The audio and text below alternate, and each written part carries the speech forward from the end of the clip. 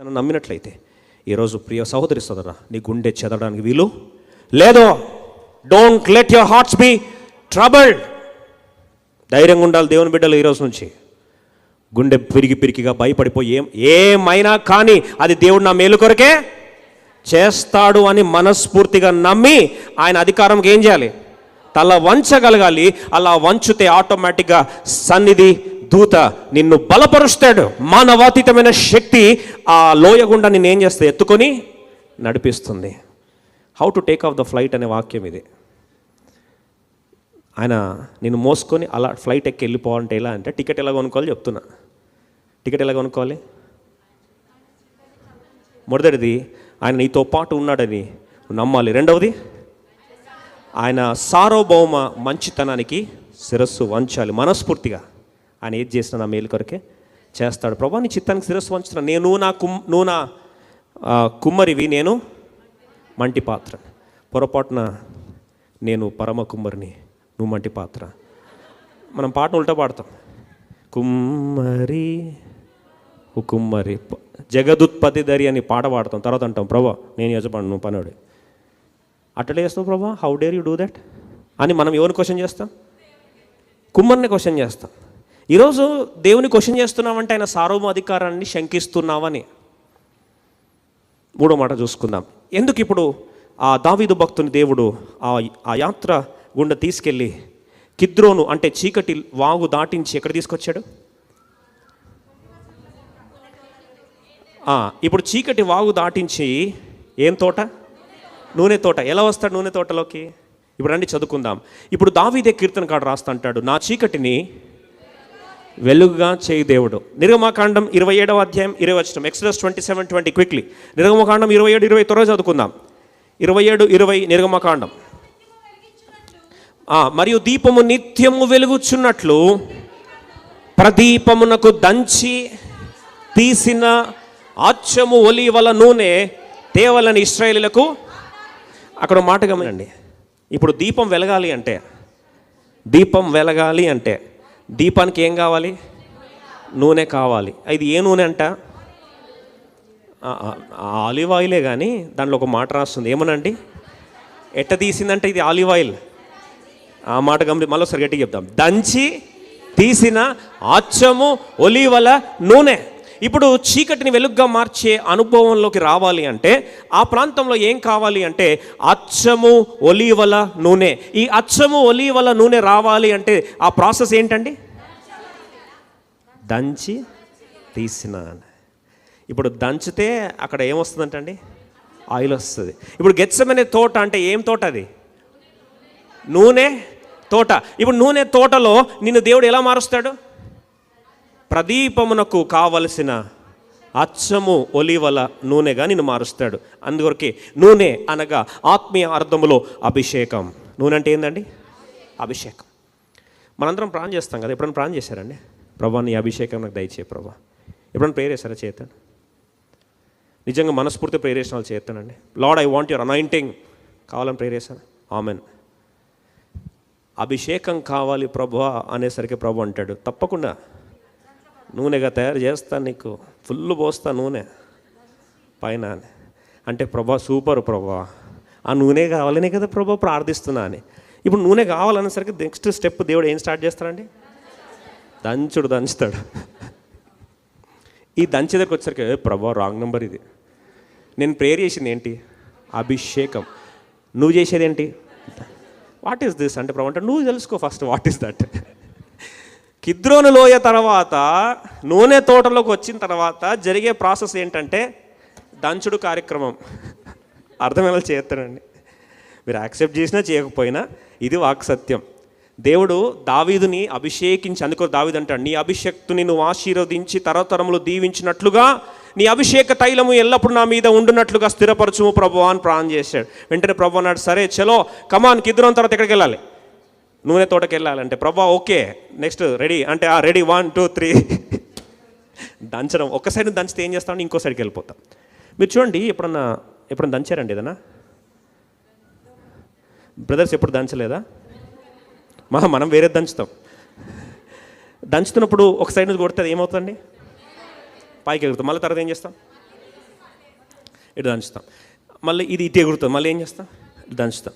ఇప్పుడు ఇటు దంచిన తర్వాత అది ఎక్కడ కూడా అది బెండ్ అవ్వట్లేదు అనుకోండి. ఇప్పుడు లేటెస్ట్ టెక్నాలజీ ఇంకా అడ్వాన్స్డ్ వచ్చింది, గిన్నెలు వేస్తాం. ఒక్కసారి మిక్సర్లో గ్రైండర్లో గిన్నెలు వేస్తే ఏమవుతుందండి, అది అన్ని సైడ్లు దంచుతారు దాన్ని. సాఫిస్టికేటెడ్గా టెక్నాలజీ ఇప్పుడు తారాస్థాయికి వెళ్ళినప్పుడు గానుగలు ఒకప్పుడు ఇలా తిరిగేవి, గానుగలు ఎడ్ల బండి పెట్టి ఎడ్లతోని తిప్పుతూ ఉండేవారు.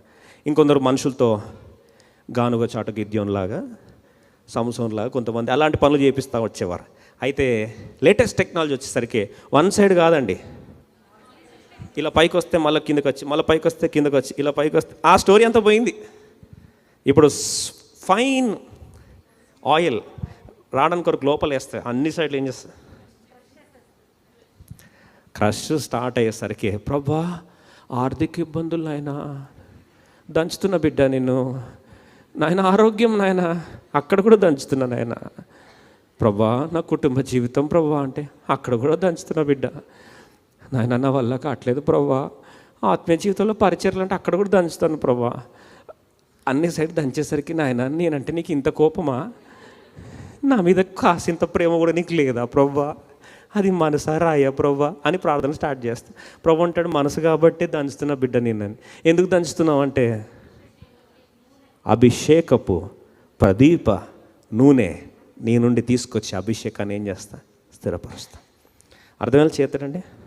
ఇది అర్థమైతే ఎప్పుడు దంచినా సరే ఆనందిస్తూ ఉంటాం. అందరం కలిసి 1 పేతురు 4వ అధ్యాయం 13వ వచనం త్వరగా చదువుకొని ప్రభుని ఆరాధిస్తాం. 1 Peter chapter 4:13. ఈ మాట తెలుసుకుంటే క్రీస్తు మహిమ బయలుపరచబడినప్పుడు మీరు మహానందముతో సంతోషించు నిమిత్తం క్రీస్తు శ్రమలలో మీరు పాలివారై ఉన్నంతగా. మీరు బైబిల్లో చూడండి కావాలంటే, ఏ దేవుని శిష్యుడైనా సరే సుఖంగా మరణించాడండి? 12 మంది అపోస్తలు ఎవరన్నా హాయిగా సుఖంగా, యోహాన్ భక్తులు అనకండి, తీసుకెళ్ళి పద్మాస్ దీపంలో వేస్తే అర్థమవుతుంది పెయిన్ ఏంటో. ఒంటరిగా ఫోన్లో వైఫై కట్ చేస్తే విలువెళ్ళాడతారు ఈ దినాల్లో.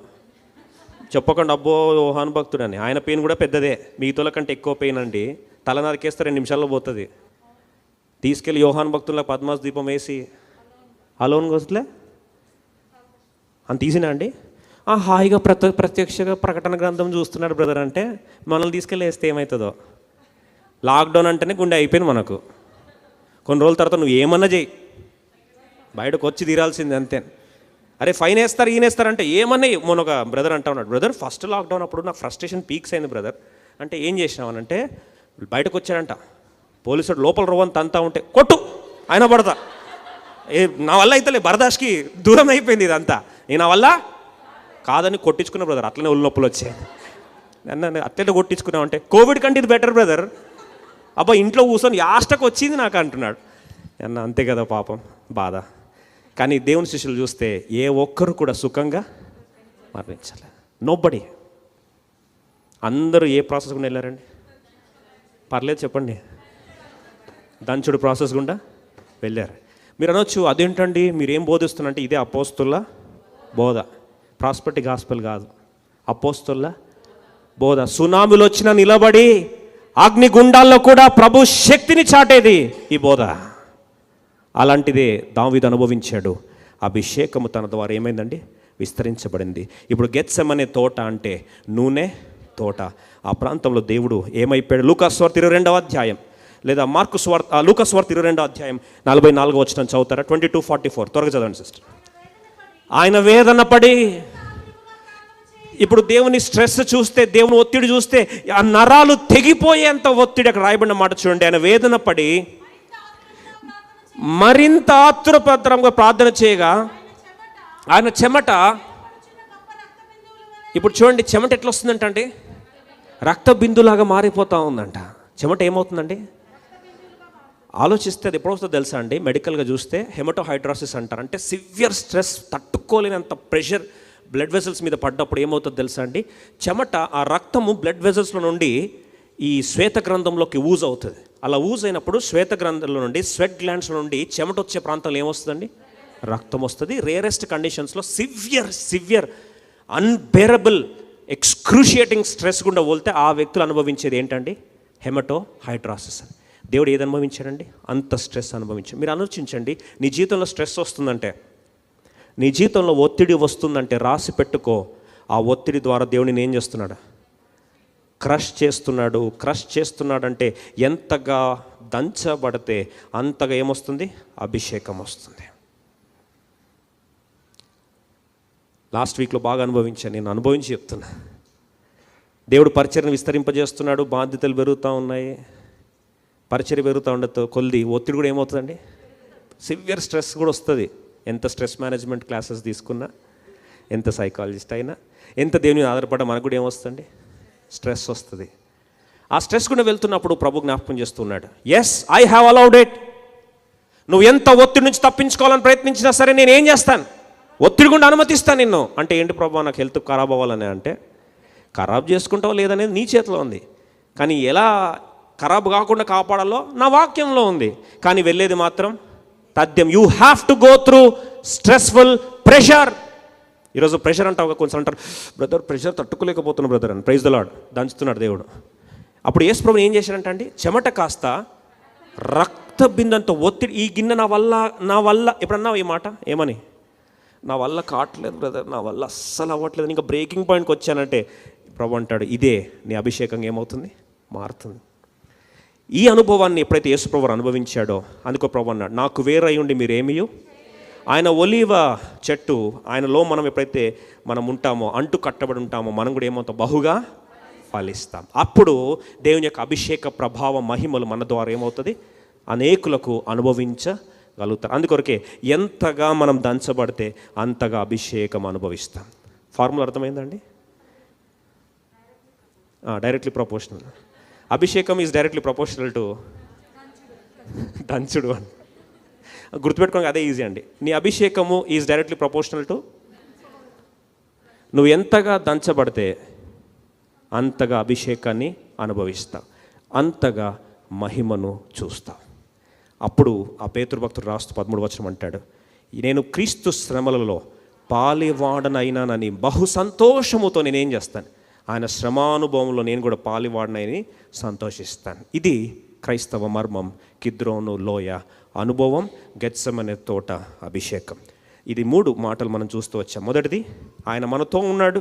రెండవది, ఆయన చిత్తమునకు శిరస్సు వంచినప్పుడు సన్నిధి దూతను పంపిస్తాడు. మూడవది, మహిమగా అభిషేకమును మనలో విస్తరింప చేయడానికి మనల్ని ఏం చేస్తారంటే ఒత్తిడి గుండా తీసుకెళ్తాడు. ఒత్తిడి గుండా తీసుకెళ్ళటం ద్వారా మనలో ఏం చేస్తారండి? ఆ నూనె, ఎటువంటి నూనె అంటది? అచ్చము దంచిన ఒలీవ నూనె. మనం అయిపోతాం అలా, అది అభిషేకంగా మనకు మార్చబడుతుంది. ఆఖరి మాట చూసి ముగించేస్తాం. 4th పాయింట్, ఈ అనుభవం గుండా, ఈ లోయ గుండా వెళ్తున్నప్పుడే అబ్రహాముని దేవుడు కలుసుకున్నాడు. అబ్రహాము కెదొర్లామారు రాజులను గెలిచి వస్తూ ఉన్నాడు. ఆది కాండము ఒకసారి ఆ మాట చూసుకున్నాం. 14వ అధ్యాయంలో 16వ వచనంలో షావే లోయ, రాజు లోయ అని ఉంది. దాని మూల భాషకి వెళ్తే ఆ లోయ ఏం తెలుసా అండి? కిద్రోన్ లోయ. కిద్రోన్ లోయ గుండా వస్తున్నప్పుడు మెల్కీసెదెకు యాజకుడు, ప్రధాన యాజకుడు కలుసుకొని అక్కడ ఆయనకి ఏమి ఇచ్చాడు?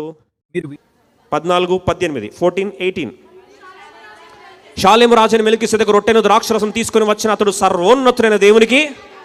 అయితే అద్భుతం ఏంటంటే, ఆ షావే లోయ దగ్గర, రాజు లోయ దగ్గర మెల్కీసెదెకు రాజును కలుసుకుంటే అక్కడ ఏం అనుభవం వచ్చింది?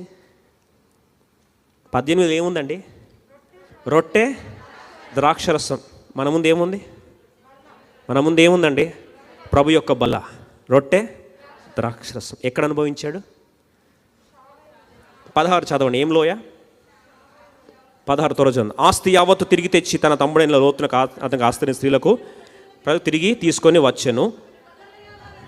ఆ కదొర్లామారు అతనితో కూడిన రాజులను ఓడించి తిరిగి వచ్చినప్పుడు సొదొమ రాజు అతను ఎదుర్కొనుటకు రాజు లోయ అను షావే లోయ మట్టుకు బయలుదేరి తీసుకొచ్చి, ఏ లోయ అంటండి? షావే లోయ. అదే కిద్రోను లోయ, కిద్రోను వాగు ప్రవహిస్తున్న ప్రాంతం. ఆ ప్రాంతానికి వచ్చేసరికి ఏమనుభవం అంటండి? ప్రభు బల్లలో చెయ్యి వేసే అనుభవం. దేవుని బిడ్డలుగా ఈరోజు మనం అట్టి అనుభవం గుండా వెళ్తున్నట్లయితే 4వ ఆశీర్వాదం ఏంటంటే God's communion and Lord's bread and his wine. ఆయన ద్రాక్షరసం, ఆయన శరీరంలో మనం కూడా ఏమవుతున్నామండి? పాలు పంపులు పంచుకుంటున్నామంటే ఆయన శ్రమల్లో పాలివారం అవుతున్నాం. ఆయన శ్రమల్లో పాలివారం అవుతున్నామంటే ఆయన మహిమలో కూడా పాలివారం అవుతాం. ఇట్టి నిరీక్షణ కలవారిగా దేవుని ఆరాధిస్తూ 2 సమూయేలు 22:29 ఈ వచనం చదువుకొని దేవుని ఆరాధిస్తాం. మన దీపమును మన చీకటిని వెలుగుగా మార్చే దేవుడని గుర్తిస్తూ ప్రభుని మనస్ఫూర్తిగా ఆరాధిస్తాం. లేచి నిలబడి మనము ఈ వచనం చదువుకున్న తర్వాత లేచి నిలబడి మనం పాట పాడదాం. 2 సమూయేలు 22:29 అందరం కలిసి చదువుదాం. యెహోవా నీవు నాకు దీపమై ఉన్నావు, యెహోవా చీకటిని నాకు వెలుగుగా. దేవుడు నా చీకటిని ఏం చేస్తాడు? వెలుగుగా చేస్తాడు. నమ్మిన వారు లేచి నిలబడి దేవుని ఆరాధిస్తాం. యెహోవా నా బలమా, యథార్థమైనది నీ మార్గం. నిజంగా దేవుని మార్గం యథార్థమైందని తెలిసి మనస్ఫూర్తిగా దేవుని ఆరాధిస్తామండి. ఇంకా నువ్వు చీకట్లో ఉంటే ఆరాధన రాదు. ఈ చీకట్లో దేవుడు నీకు అనుభవిస్తున్న పాఠాలను గుర్తిస్తే మనం మనస్ఫూర్తిగా దేవుణ్ణి ఆరాధించగలం.